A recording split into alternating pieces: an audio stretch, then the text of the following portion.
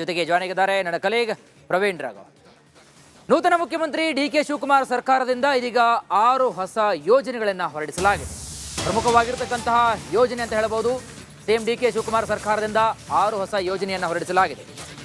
ಮೊದಲನೇದಾಗಿ ಎಲ್ಲ ವಿದ್ಯಾರ್ಥಿಗಳಿಗೆ ಉಚಿತ ಬಸ್ ಪಾಸ್ ನೀಡಲಾಗುತ್ತೆ. ಎರಡನೆಯದು 56,000 ಹುದ್ದೆ ಭರ್ತಿಗೆ ಟೈಮ್ ಲೈನ್ ಕೂಡ ಫಿಕ್ಸ್ ಮಾಡಲಾಗಿದೆ.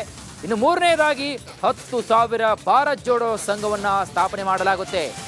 ನಾಲ್ಕನೇ ಯೋಜನೆ ಪ್ಲಾನ್ ಇಲ್ಲದ ಮನೆಗಳಿಗೆ ಓಸಿ ವಿನಾಯಿತಿಯನ್ನು ನೀಡಲಾಗುತ್ತೆ. ಐದನೆಯದಾಗಿ ರಾಜ್ಯಾದ್ಯಂತ ಬಿ ಖಾತಾ ಆಸ್ತಿಗಳಿಗೆ ಎ ಖಾತಾವನ್ನು ಮಾಡಿಕೊಡಲಾಗುತ್ತೆ. ಆರನೇ ಯೋಜನೆಯಾಗಿ ಬೆಂಗಳೂರು ರಸ್ತೆ ಅಭಿವೃದ್ಧಿಗೆ ವಿಶೇಷವಾಗಿ 2,000 ಕೋಟಿಯನ್ನು ಮೀಸಲಿಡಲಾಗಿದೆ. ನನ್ನ ವಿದ್ಯಾರ್ಥಿ ಯುವಕರು ಅನೇಕ ಸಂದರ್ಭದಲ್ಲಿ ಹೋದಾಗ ನಮ್ಮ ಹುಡುಗರುಗಳೆಲ್ಲ ಅವರ ಬಸ್ ಪಾಸ್ ಬಗ್ಗೆ ಮಾತಾಡ್ತಾಯಿದ್ರು. ಬರೀ ಹೆಣ್ಮಕ್ಳು ಮಾತ್ರ ಫ್ರೀಯಾಗಿ ಓಡಾಡೋಕ್ಕೆ ಬಿಟ್ಬಿಟ್ಟಿದ್ದೀರಾ, ನಾವೆಲ್ಲ ಏನಾಗಬೇಕು ಅಂಥೇಳಿ ಅವರೆಲ್ಲ ಗಲಾಟೆ ಮಾಡ್ತಾಯಿದ್ರು. ಅದಕ್ಕೆ ಇವತ್ತು ನಾವು ಅದಕ್ಕೊಂದು ಹೊಸ ಹೆಸರನ್ನು ಕೊಟ್ಟಿದ್ದೇನೆ. ಬಟ್ ಅದನ್ನು ಹೇಳ್ತೀನಿ, ನಾನು ಹೊಸ ಹೆಸರೇನು ಅನ್ನೋದು ನಿಮಗೆ ಅದು ಇನಾಗ್ರೇಟ್ ಮಾಡೋದು ದಿನ ನಾನು ಹೇಳ್ತೀನಿ. ಸೊ ಇವತ್ತು ಎಲ್ಲ ವಿದ್ಯಾರ್ಥಿಗಳು ಯಾರೇ ಆಗಿರಲಿ ವಿದ್ಯಾರ್ಥಿಗಳು, ಸೊ ಕಾಲೇಜ್ವರೆಗೂ ಕೂಡ ಯಾರು ವಿದ್ಯಾರ್ಥಿ ಕಾಲೇಜ್ ಇರ್ಬೋದು, PG ಇರ್ಬೋದು, PUC ಇರ್ಬೋದು, SSLC ಇರ್ಬೋದು, ಎಲ್ಲ ಪಾಸ್ಗಳನ್ನು ಏನು ನಾವು ಕೊಡ್ತಾ ಇದ್ದೇವೆ ಅದಕ್ಕೆ ಯಾರಿಗೂ ಕೂಡ ಚಾರ್ಜ್ ಮಾಡದೆ ಫ್ರೀಯಾಗೆ ವಿದ್ಯಾರ್ಥಿಗಳಿಗೆ ಫ್ರೀ ಬಸ್ ಪಾಸನ್ನು ಕೊಡ್ತೇವೆ. ಬಟ್ ಅವರು ಅರ್ಜಿಯನ್ನು ಸಲ್ಲಿಸಬೇಕಾಗ್ತದೆ. ಯಾಕೆಂದರೆ ಯಾರು ವಿದ್ಯಾರ್ಥಿಗಳನ್ನು ನಂಬಬೇಕಾಗ್ತದಲ್ಲ, ಸೊ ಅದಕ್ಕೆ ಐಡೆಂಟಿಫಿಕೇಷನ್ ಬೇಕಾಗ್ತದೆ. ಸೊ ಅದಕ್ಕೆ ನಮ್ಮ ಟ್ರಾನ್ಸ್ಪೋರ್ಟ್ ಡಿಪಾರ್ಟ್ಮೆಂಟ್ ಅವ್ರ ಹತ್ರ ನಾವು ಮಾತಾಡಿ ಅದಕ್ಕೊಂದು ಫ್ರೀ ಬಸ್ಸಸ್ ಎಲ್ಲ ವಿದ್ಯಾರ್ಥಿಗಳಿಗೆ ಯಾವುದೇ ಸ್ಟೂಡೆಂಟ್ಸ್ ಇರಲಿ ಅವ್ರಿಗೆ ಕೊಡಬೇಕು ಅಂತೇಳಿ ಇಸ್ ದಿ ಫಸ್ಟ್ ಡಿಸಿಷನ್. ರಾಜ್ಯದ ರೈತರು ನಮ್ಮ ಬೆನ್ನೆಲುಬು, ಕೂಲಿ ಕಾರ್ಮಿಕರು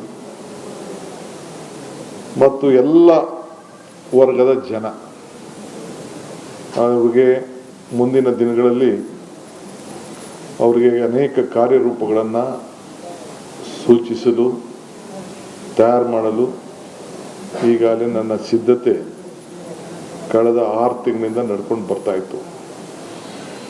ಒಂದೊಂದೇ ಅನುಷ್ಠಾನಕ್ಕೆ ತರಬೇಕು ಅಂತೇಳಿ ಇವತ್ತು ಕ್ಯಾಬಿನೆಟ್ನಲ್ಲಿ ಸುಮಾರು ದೀರ್ಘವಾಗಿ 2 ಗಂಟೆಗಳು ಹೆಚ್ಚು ಕಾಲ ಚರ್ಚೆ ಮಾಡಿ ಇವತ್ತು 6 ಜನರಿಗೆ ಹತ್ತಿರ ಇರುವಂಥ ಕೆಲವು ಸಮಸ್ಯೆ ಇರೋಂಥದ್ದಕ್ಕೆ ಒಂದು ಹೊಸ ಯುಗ ಪ್ರಾರಂಭ ಆಗಬೇಕು ಅನ್ನೋ ದೃಷ್ಟಿಯಿಂದ ಕೆಲವು ತೀರ್ಮಾನವನ್ನು ಮಾಡಿದ್ದೇವೆ.